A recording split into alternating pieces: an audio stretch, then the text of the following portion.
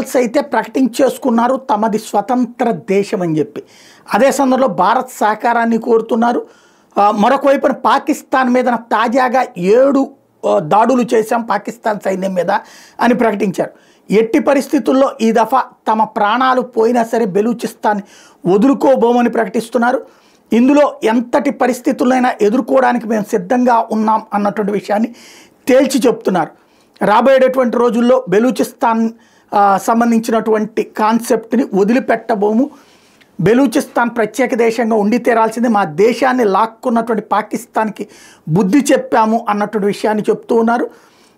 దీంట్లో ఎట్టి పరిస్థితుల్లో వదలబోము అన్నటువంటి పాయింట్ని చెప్పుకొస్తున్నారు. Pakistan is going to be gone.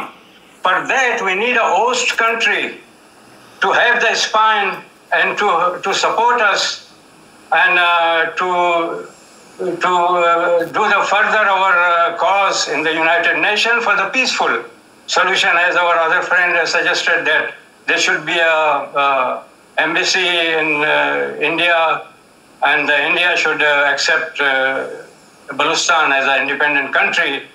But we need that kind of support in the United Nations also. And for that, you see, the general, all these army, these are mafia armies. They're not going to let go like that. If there's no peaceful solution, so we appeal to the world and India that you give us that kind of weaponry like the Western countries has given to Ukraine, so that we can hit their tanks and their heavy armored vehicles and their helicopters and their airplanes. So we kick them out. Our struggle is, our arms availability is not that kind.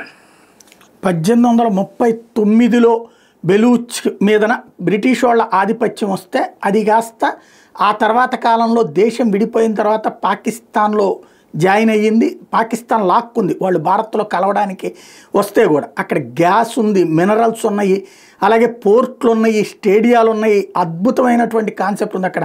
Baloch ప్రజలు కోరుకుంటున్నటువంటి స్వతంత్రం, ఆ స్వతంత్రాన్ని భారత్ తోడు నిలవమని అడుగుతున్నారు. ఆయుధాలు ఇస్తే ఏదైతే ఉక్రెయిన్కి అంతర్జాతీయ సమాజం ఇచ్చినట్టు మాకు ఆయుధాలు ఇవ్వండి అని అడుగుతున్నారు. మరొక వైపున ఎట్టి పరిస్థితుల్లో తమ స్వతంత్రాన్ని వదులుకోమంటూ ఐక్యరాజ్య సమితికి కూడా తమని ప్రత్యేక దేశంగా గుర్తించమని కోరుతున్నారు. 71 ప్రాంతాలని, లేదా 71 చోట్ల దాడులు చేశామని చెప్తున్నారు. ఇప్పటికీ 6 ప్రాంతాలని పూర్తిగా తమ స్వాధీనం చేసుకున్నామని చెప్తున్నారు.